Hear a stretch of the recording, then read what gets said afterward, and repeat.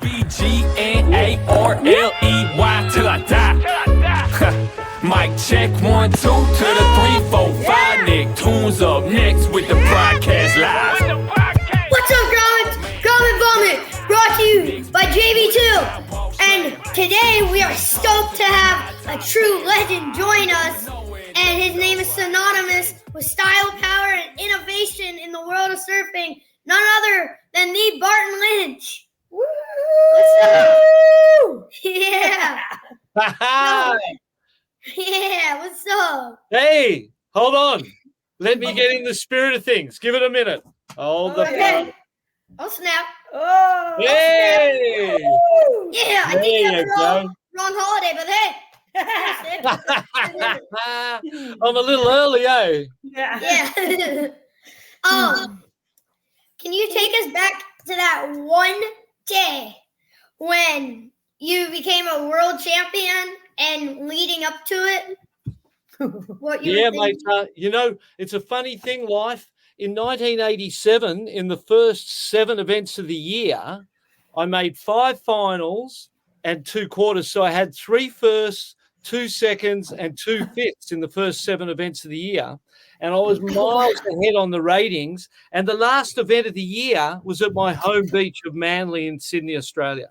And I'm like, this is my destiny. I'm going to win the world title at home in front of my friends and family. Oh, And then I went to after back-to-back victories, I won the US Open, and Tommy Curran was the world champ then. I beat him in the semis.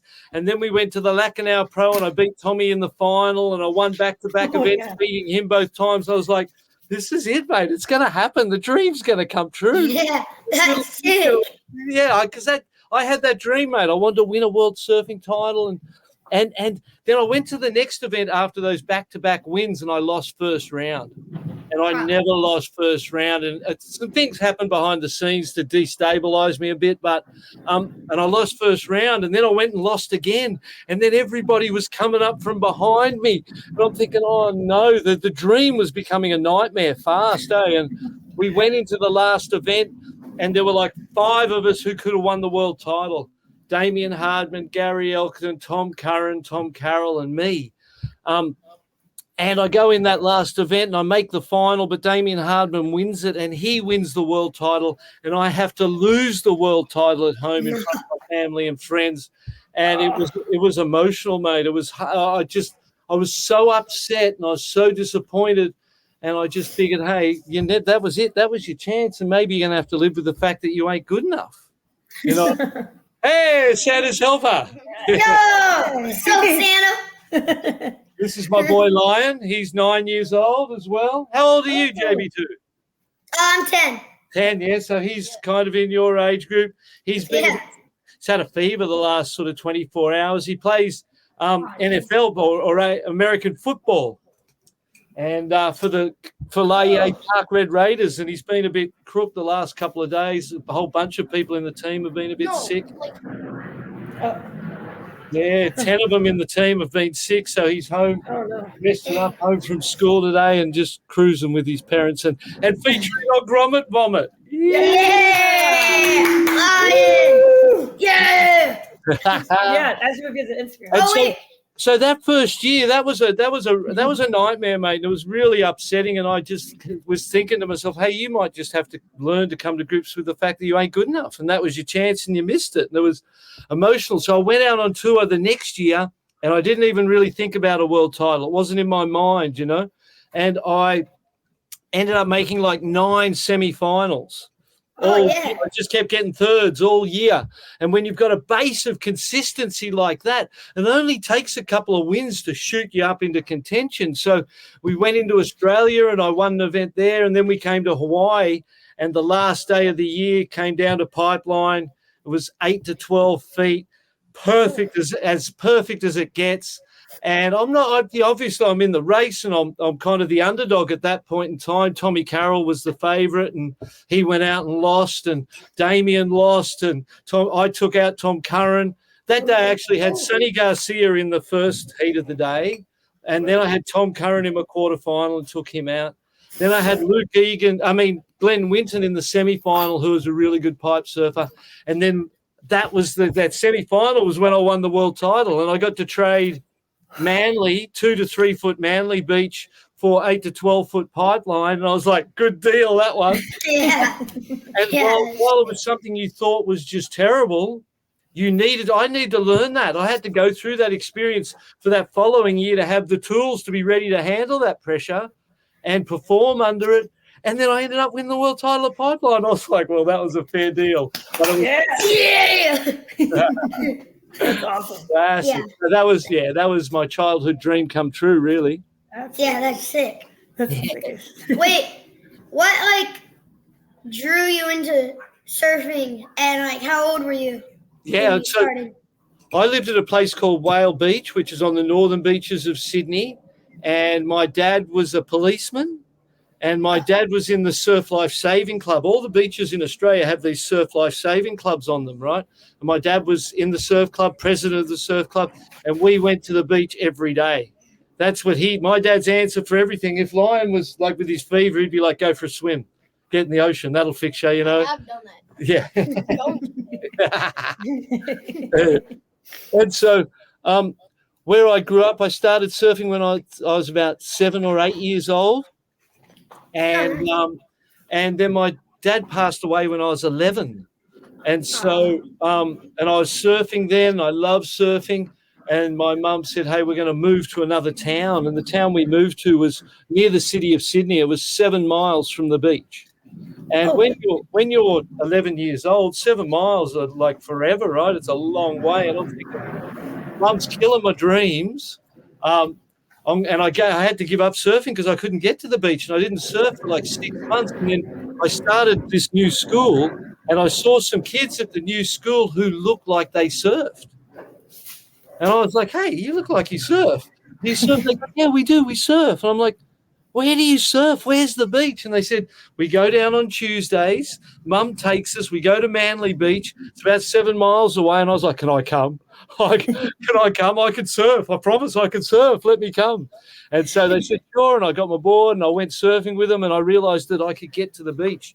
But that led me to hitchhiking on the side of the road and getting in and out of 4 strangers' cars a day. Mossman, Manly, Mossman before school, Mossman, Manly, Mossman after school. Wow. So it was radical. So it was a wild life and a wild ride, hitchhiking every day of your life and getting in and out of strangers' cars.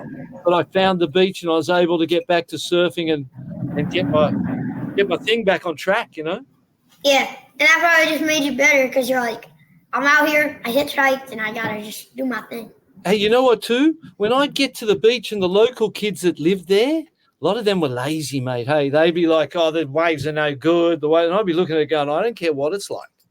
It just took me an hour and I got in some weirdo's car and now I'm here. I'm going regardless. So I would surf no matter what it was like. And I've never seen it too small. I never saw waves I couldn't surf. I could imagine myself doing something on nothing. And so it was, mate. You're right. It was an asset. It was a really good thing that made me hungry, you know? Yeah.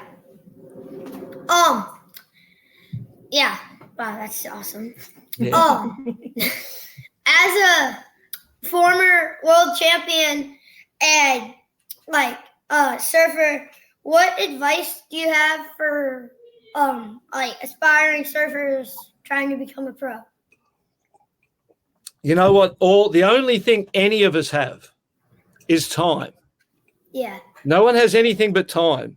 And how you use that time is what's going to determine the outcome. You know what I mean? So I think because my dad passed away, he passed away in a motorbike accident. And so he went to work that night. Funny little story here too. He went to work that night. He rang my mum and said, oh, hey, I had the best day of my life today because, you know, we weren't a rich family, but my dad, as a policeman, he mowed lawns as well. He had a few businesses to pay the bills. He bought a little tinny, you know, little aluminium boat with the little outboard on the back. And he and his 3 boys went out fishing for the first time in the tinny because I have 2 younger brothers. So we went out in the boat and we fished and we caught little sharks and we had this amazing day, all just the boys hanging out, you know, in the boat. My dad went to work that night and never came home, mate. And so I woke up that morning. I was in bed asleep, and I remember hearing my mum crying and going, oh no, it's heavy. It wasn't like she was crying because the milk had been spilt or the toast had been burnt. You know, I could tell, mate, that it was gnarly, and I rolled over. I was too scared to get up. But that made me realise how important time is. You know, my dad was 41, so he was only a young man. I was 11. And then as it turned out, when I grew up, when I was a dad with my daughter Tamron, who's now 28, turning 29 in November, I was 41 when she was 11, just as life and the irony of life had it. And I was like, you know what? I've got to get past this year, and then I'm on gravy. As long as I get past 41, I'm on gravy. And now I'm 60. And so I've had 19 years of living that my father didn't get to get. And so for you kids, for grommets, for anyone, mate, you got to value the time. You got to know how important every moment is, and every breath and every chance you get to do something. And I see you, mate. I watch you through socials and that. And we've known each other for a while now, and you guys are productive. You're purposeful. You're making stuff happen. And that's, you know, you're using your time well, mate. I can see that, whether it's snowing or whether it's skateboarding or surfing. You know, you're always on some kind of board, eh? And I'm the same, mate. I'm 60 and I'm still doing it. Yeah. So you might have plenty of time. Yeah. Also, you know what's funny? My mom's 40 and I'm 10. Next year she'll be 41 and then I'll be 11. You guys will be the same as we were, but you'll get through. You know, that was just one of them unfortunate situations. And again, in life, you got to become an expert at turning negatives into positives. Yeah. You know what I mean? That's like a skill you get. And when it's an attitude you can have and how you can look at things. And like the Manly one, when I lost that world title, as I look back at a lot of those things that are the worst moments of your life, as you reflect, you can see why they happened. You can see the reason, and you can see the positive and everything. You know, I do believe in that saying that everything happens for a reason, and it's all to teach you and help you grow. And whatever you're going through, everyone's going through their stuff. Everyone does, and whatever it is, you just got to deal with it and be positive and recognize that you don't know the lessons that and the value of that thing when you're going through it. You know what I mean? You might think it's terrible. I hate it. But there's lessons that are being learnt that are so valuable in those experiences, so you can't really judge them, you know? So judging situations as good or bad is one of those things I've tried to get out of, and just take them all as lessons rather than good or bad and judge them. Yeah. Yeah, just don't judge anything. No, we don't know, right? Yeah. Just do your best, mate. Do your best. Yeah. Can you tell us some of your most memorable moments from your competitive surfing career? Obviously, the winning the Pipeline Masters was and winning Pipeline and winning the world title that day that we talked about was, you know, that was the culmination of years and years. That was the culmination of like 15 years' work. I might have started when I was 10 on that program and happened when I was 25. Yeah.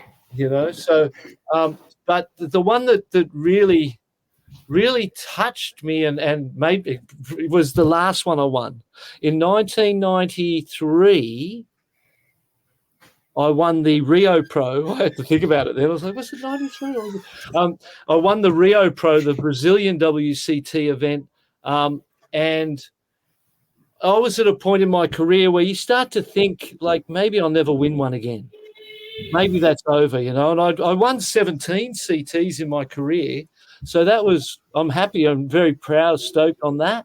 But the last one was at a point where I kind of felt like I was given up almost, and I was just filling the numbers on the tour as an old bloke, you know, and maybe I wasn't going to win again.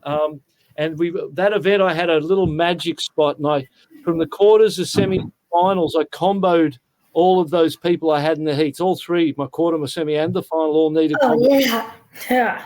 I was at that point when I won that event, I think I was 33 at the time. I became the oldest guy to have ever won a CT event. Oh, wow. Kelly Kelly Slater has since expanded that to much older much older ages. But at that point in time, I was the oldest guy to have ever won one, and it felt like that was that meant a lot to me. I just cried my eyes out after that. I was so happy to get one more win and become the oldest guy to win one, and it was that. So that one always felt great. Yeah, you're right. Yeah. No. Yeah. How did you transition from a pro surfer to a commentator and a coach? That is a great question, mate. When we did the tour, today, today it's a multi-million-dollar career. Yeah. Like John was what, a $3 million contract or whatever with Hurley, making hundreds of thousands of dollars a month. 40 years ago, it wasn't like that. Yeah. What was that? Did you hear something? What happened? It sounds like Halloween. It sounds like a horror movie in the background there. Spooky. Might be taking over the lines. Oh, the front door just opened. That's why. Kind of creepy. It's like,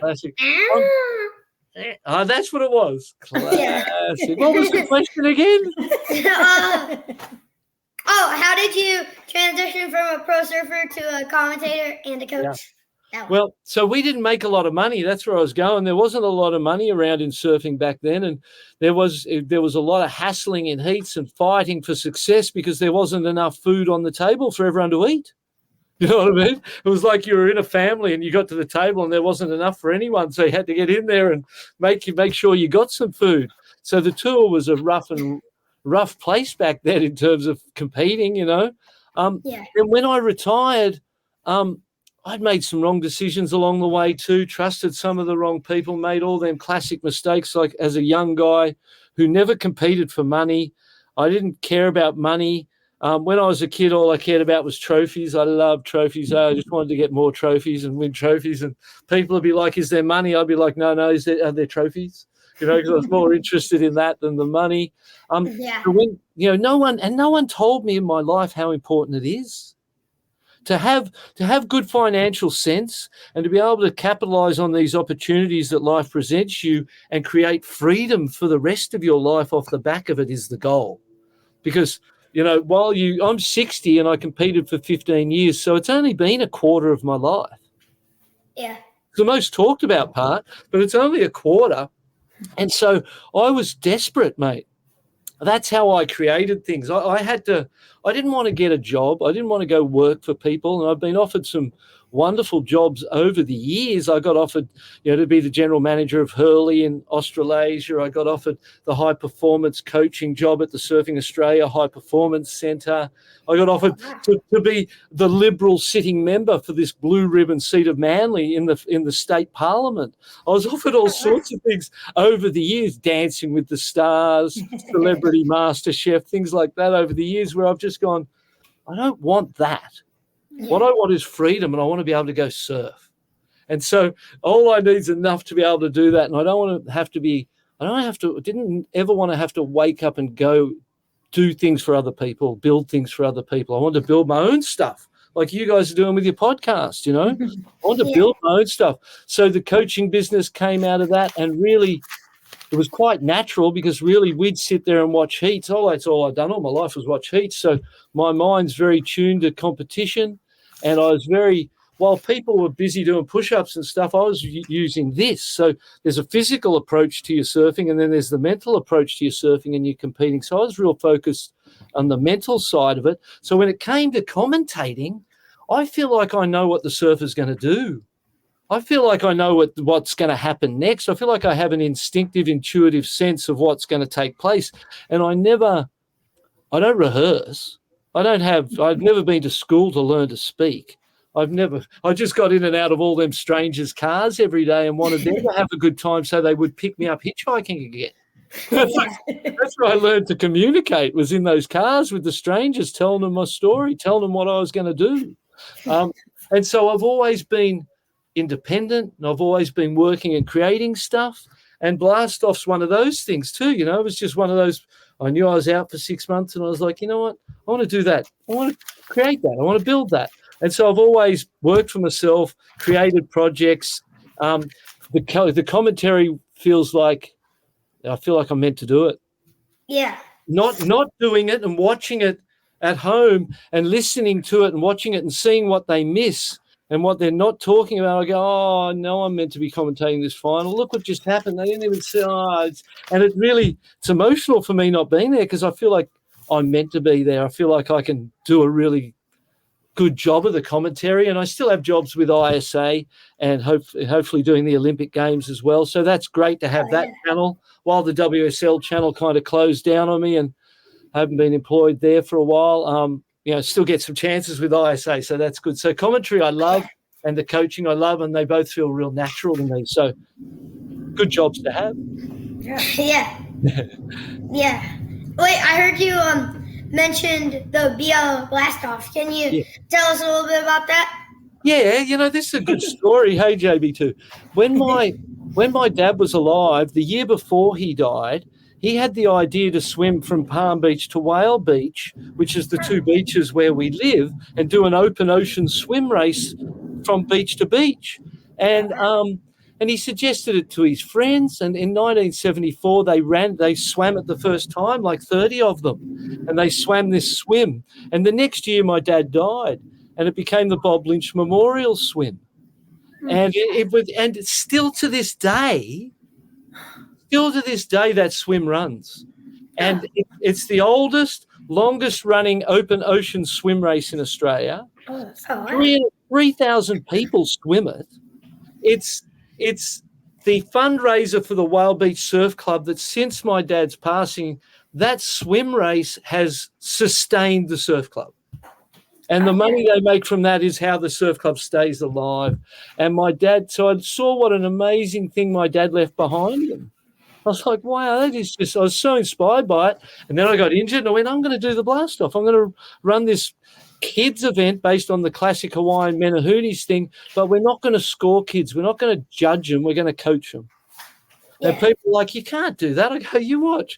And so for the first 3 days of the physical event, we didn't score a single ride. And all of the judges as such were ex-professionals and coaches who'd watch the kids surf and give them a paragraph of coaching, and that we video the heat. They'd go up to the Hurley Surf Club van, watch their heat on video and have the coaching notes explained to them by a coach, what you did right, what you did wrong, and they all surfed 3 times. So you would do that, come back the next day, do it again. Get that coaching, come back the next day, do it again. And then on the final day, say you had 3 firsts, you'd be on 3 points over those 3 rounds. Or if you had 3 sixes, you'd be on 18. And so after those 3 rounds and everybody having 3 surfs, so it didn't matter really whether you won or lost, but the competitors, then we take the top 12 into finals day and have semis and finals in the divisions with the top 12 kids because they were the ones who wanted to win. And so we had this event that was kind of a combination of things. And when COVID happened, I went, okay, we're going to take it online. And we were able to do that transition to online and maintain. And you've seen, we've maintained the fact that we're for anyone. And it doesn't matter how good or you're not, you are. You know what I mean? The goal is to be stoked on surfing, come together, submit the video, get the coaching, check all the other kids' videos, check their coaching, and learn from that resource of the coaching so we all become better at what we do. And then at the end of it, we kind of transition into that championship and decide the winners in the age divisions and the categories and stuff. So it's the online version is very similar to what the physical events were, and we've ran them for 18 years now. This is our 18th year of Blast Off. And so my goal was to have something that outlasted me, and like my dad's swim was a legacy he left behind. I was hoping I could do the same thing with Blast Off and with Stoke and Gromit's out for a month and having a good time, so that's where it came. Yeah, that's awesome. Tell them where they can do that. Oh, yeah. Oh, so wait, where can everybody go on there and just check it out and stuff? So you go to bartonlynch.com to enter and to submit videos and to see the video gallery, the voting gallery, to decide the People's Choice, because the person with the most votes gets that People's Choice Award. And then we put all the coaching on the YouTube videos that the people have uploaded, and then they use that link from YouTube to upload, as you would know, to bartonlynch.com. So just go there and check it out and support the kids. Yeah, everybody go check it out. Who else can they see? What? Who else can they see there? Oh, yeah. I think I'm on there, right? Yeah, I'm on there also. Yeah. You know what? I just posted this morning. I posted a couple of days ago, a 12-year-old kid, Brody Mullick from WA. And that's what I love, is finding these kids who you haven't heard of before. And I watch their video and I'm just like, whoa, ah! Oh, that kid's getting a prize. What am I sending him? And I get that excited watching them surf.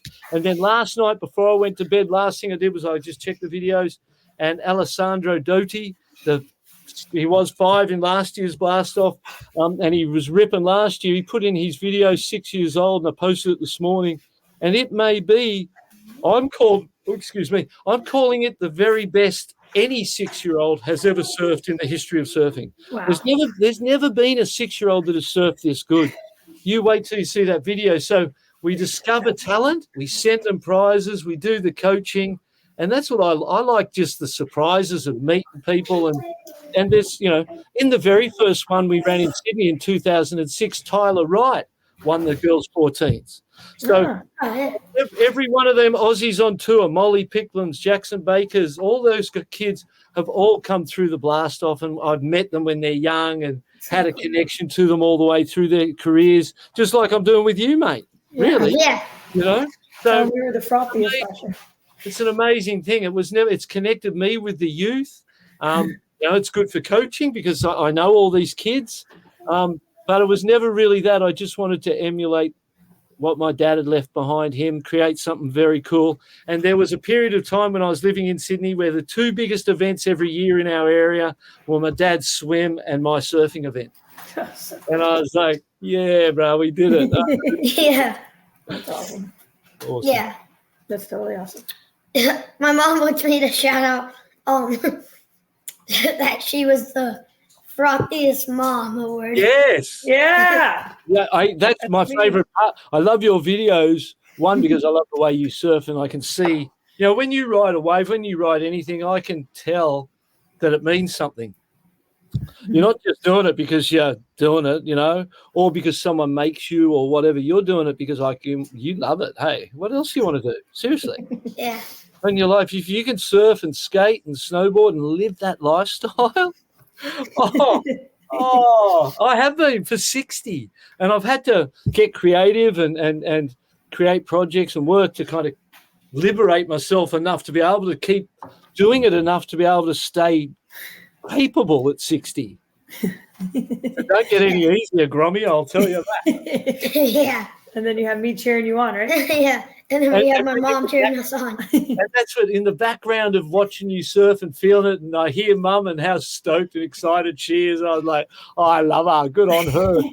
You guys are living this as a family, and it's just a wonderful chance to get creative, to do things, to create stuff, to make something of our lives. I always say that. When you go to a football game or a team sport game normally, and there's kids on the bench, and they're sitting on the bench and they don't get off the bench. Yeah. They don't get to play. They don't get in the game. I get so sad when I see that. I just don't like it. I'm like, let him in the game. And we as people, there's the chances of us being alive, the chances of our mums and dads having us and creating us, and we're having a life, and we're off the bench. We're off the bench and we're living. That's just a wonderful opportunity, mate. That's what I've always known. Like, how great is this opportunity to be alive and to do stuff? Yeah. The best. So that's what I love about your mum, because I can tell she knows that too. She senses that too. She wants to make the most of time and life and the moment, enjoy it as much as possible too. Yeah. It's funny? One time I was hanging out with one of my friends after school. Yeah. And because they saw one of my Instagram videos, one of the ones where she was like, yeah. And they were like, JB, your mom sounds like an ambulance. The Stokers ambulance. That's okay. He's like, ah! A frothing ambulance. Yep. Yeah, I'm like, she's still Well, that, stoked. you know, that's what, for us, when we were kids, the word froth didn't exist, right? The word froth started with my generation, with Tom Carroll, Ross Clark Jones, this generation of guys who were frothing. We were frothing. And that became the thing. We were like, he's frothing. That guy, I'm frothing. And froth became this idea of just wanting to go after it, wanting to go get it, wanting to live it. And Mum, that's why Mum was the frothiest mum. Yeah. Yeah. Woo. Yeah. Oh, so what do you think sets apart great surfers from good surfers in like skill and mindset? Yeah, I think desire. The ones who really want to do it, that they feel something in it that lights them up. Like I haven't ridden a wave really for 4 months. Right, I've had my spinal surgery 6 weeks ago, and before that I had a month where I couldn't even get to my feet on my board. I'd try and I couldn't get up, and I'm trying to figure what is wrong. I can't even get to my feet, and I'm getting angry at myself and thinking I'm just getting old. And then became apparent that I'd herniated the disc, and I was on my stomach on a mattress pretty much all day for 2 months. I could not get out of pain, and then I went and had the surgery. So I haven't been in the water since the first week of June, and killing me, mate. So killing me. So the kids that want it the most, the kids who are determined, the kids who, are living in it, you got to live in it to make something of it. It's not something, riding stuff the way we do, standing sideways and riding boards is, in my mind, it's not something you can do part-time. Yeah. You can't skateboard part-time.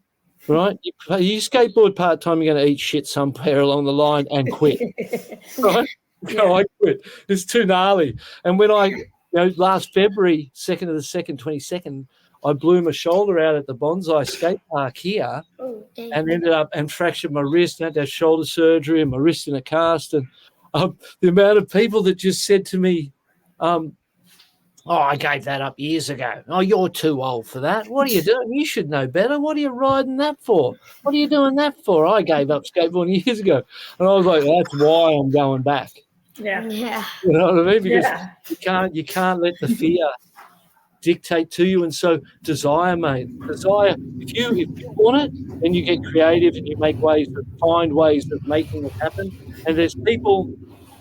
There was a great surfer called Richard Cram from Australia. He's known as having one of the best cutbacks ever, Richard Cram. He said to me once he wanted me to coach his son, and I said, does he want it? Does he want it, mate? He goes, he wants it. He wants it like he wants an ice cream. You know what I mean? And there's a lot of kids that, everyone wants it. Right? Everyone goes, that's a great idea. Sure, I'll be a pro surfer or whatever, a professional skateboarder or a professional snowboarder, or sure, I'll do that. But ain't that easy. You know, there's a lot of people. Yeah, you gotta want it like you want $1 million. Like it's the most important thing. Like this next wave I ride is important, man. Let's go. Like you gotta want it. Like if you don't do it, then you just die. Yeah, and you feel like I go, what if I couldn't surf and ride stuff? There's a part of if I didn't have kids anyway. If you have kids, you go, well, I live for my kids. They're better than anything anyway. So as a father, as a parent, as a grandfather, you could let go of anything for your kids, you know what I mean, if you had to. But beyond that, I just think, well, what would I do with my life? What if I couldn't surf? What the heck, mate? What would that be, It's hard to imagine. So, yeah, that's the advice, want it.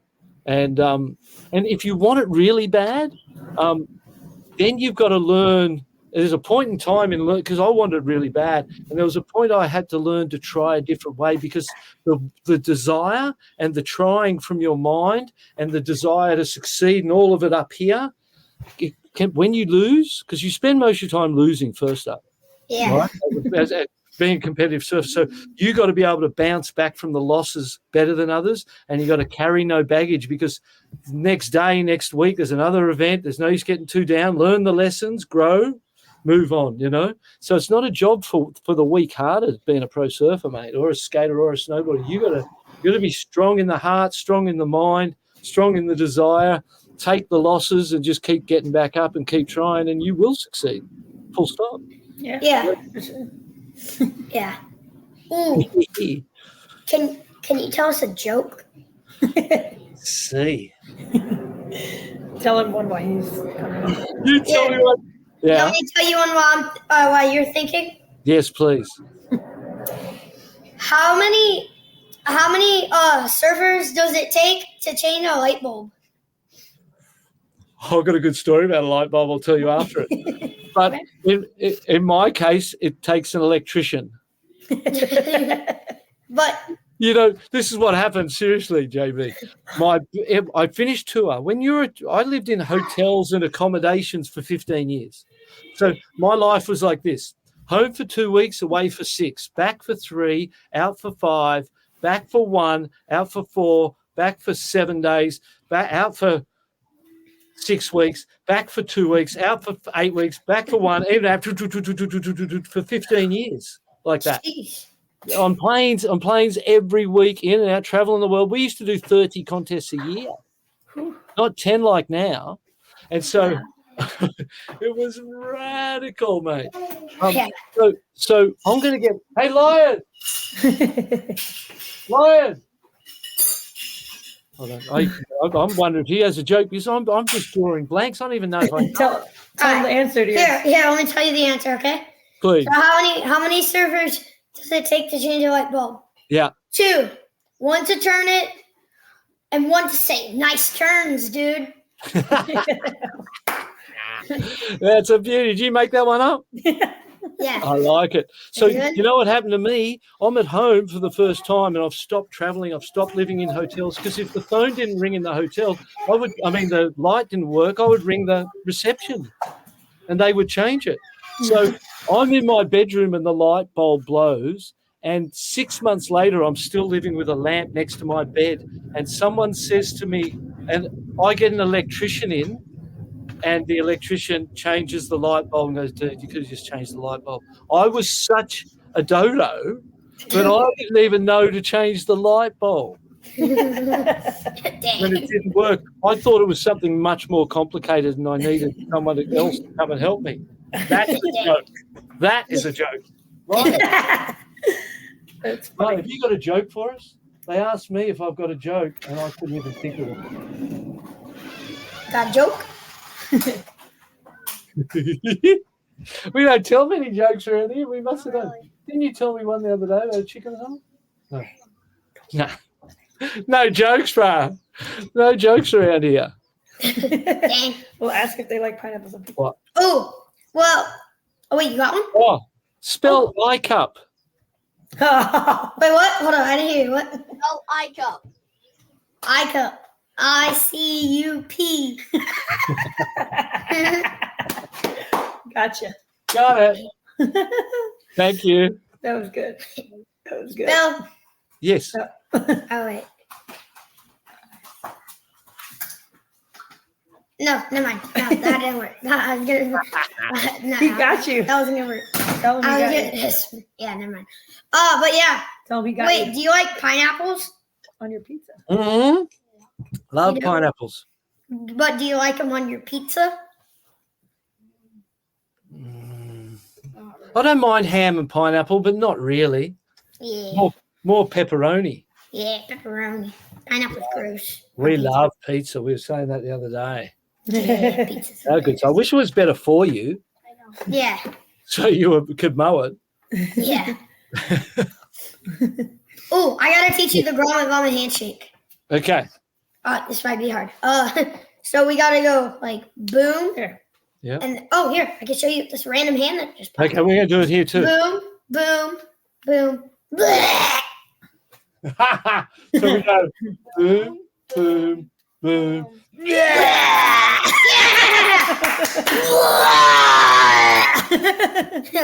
That's a good one. And Whoa. Wait. There's to ask this.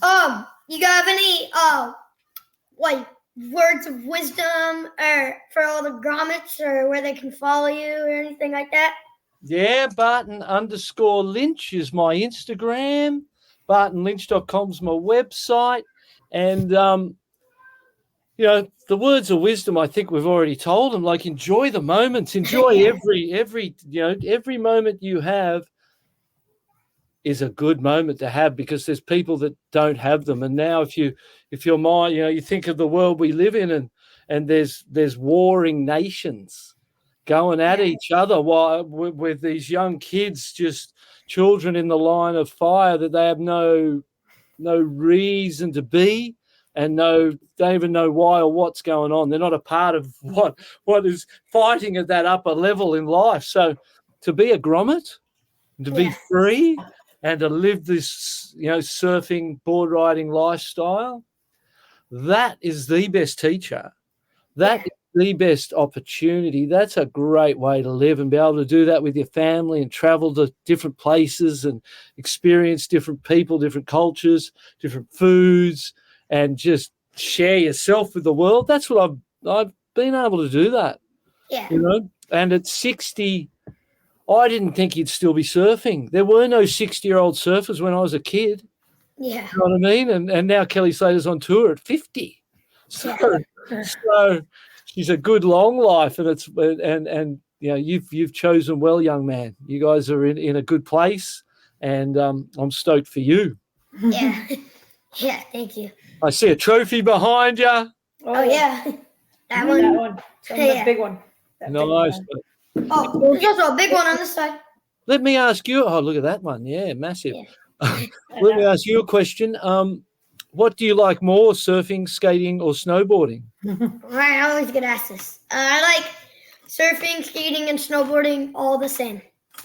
Yes. Yeah. That's what I always say too. I feel the same way. Before we go, I got one more thing for you. Please, mate. Do you ever surf as Santa? I have never surfed as Santa. I've been called the surfing Santa for quite a while now. And then what I got suggested was that at Halloween I should go as Papa Smurf. Ah. Yeah. Yeah, that's a good idea. We want to That see would pictures. Tell me we want to see pictures of that. Yeah, we got to see pictures of that. Post that on your Instagram. Yeah, that's super cool, eh? So Yeah. Yeah, that'd be sick. I never had a beard before. I didn't know that this would happen. So this is a whole new experience for me at the same time, So I've been called surfing Santa a hell of a lot over the last year. Yeah. Worse things to be. I've been called worse things too over the years. I guess. Uh-oh. Uh-oh. Uh-oh. That's funny. But yeah, thank you so much for coming on. I gotta do it one more time. before we Yeah, go. let's go. Boom, Yeah. Boom, boom. boom. Okay. Tell him, ask him if he would go surf, skate, or snowboard with him sometime. Oh yeah, we gotta go surf, skate, and snowboard together sometime. We 100% have to, eh? You know Yeah, definitely. what's happened in the blast off this year is that the East Coast of America has just dominated the first week and a bit. Yeah. Yay! You guys are on fire. The froth is high on the East Coast. So I was thinking maybe even next summer, I was thinking about maybe getting a camper van of sorts and doing an East Coast What? and just drive the coast and come and see everyone, hang out and just experience what's going on over there. That'd be sick. Yeah, it's been a long time. I did it once. I drove from Florida to New York with Sean Thompson on an Instinct Sportswear promo tour 35 years ago. But I haven't been since, so I'd love to come visit you guys. Yeah, tell them where you're at, Yeah. Virginia Beach. Yeah, I live at Virginia Beach. I've been there, Virginia Beach. Oh, you have? Yeah, we went there on that trip years ago. I remember that. That's sick. He knows West Lane. Do you know West Lane? I did, mate. We competed with Wes. He was Wes yeah. was around.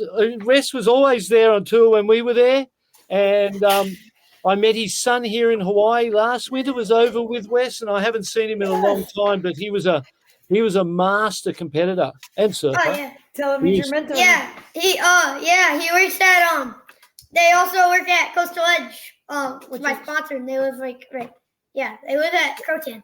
If you see him, give him a hug and go, "Hey, that's from Barton Lynch. He told me to hug you." Yeah. I will definitely. That's so Perfect. cool. Yeah. Thank you That's so much for coming on, man. Unreal, mate. It's been a pleasure. It's been great watching you guys and living vicariously through your Stoke. And I hope I've been sharing mine with you and inspiring Absolutely. you guys too. Yeah. Oh, this was so cool. Yo, we gotta do this one more time before we go. Okay. Oh, what? Oh, hold on. Let's start again. Sorry. Oh, you want to ask about Stoke Book?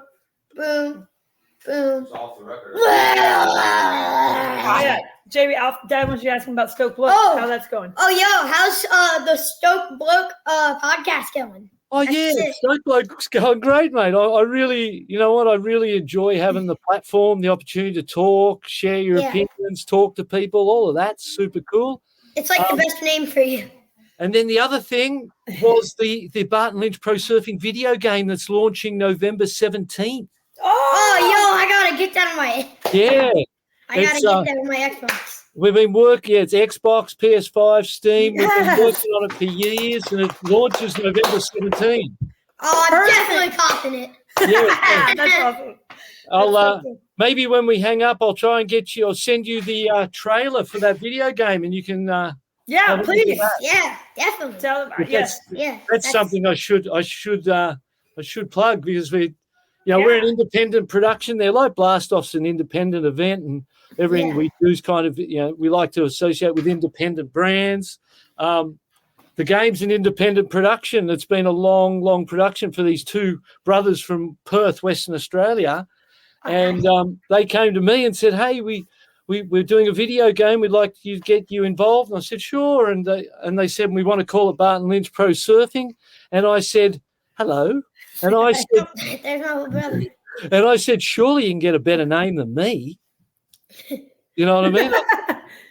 And they go, "No, we're using the John Madden NFL football model, and he was a player and a coach and a commentator, and you're a world champ and a coach and a commentator, and all of a sudden your name's on a video game." You're like, "Holy moly!" Yeah, That's awesome. At just 60 like years Tony of Hawk. age, who would think though? 60 years of age and your name's on a video game. That is a trip, That's mate. amazing. Yeah, It's that's amazing. awesome. It's so cool. I can't wait to play it. You're going to play his video game? He's going to be on the video game. You're going to see it soon. Yeah. Nice to meet you. We're Can gonna you say get hi? barrels. Oh, his name's Styler. Yeah, I remember Styler from last year's Blast Off. Yeah, you did the blast off too. Say hi. One more. Yeah. Yes, one more. Come and vomit out. Thank you so much for coming on. Oh man, goddamn. Nick's back with a sidewalk slam. Still 10 toes with them high top bands.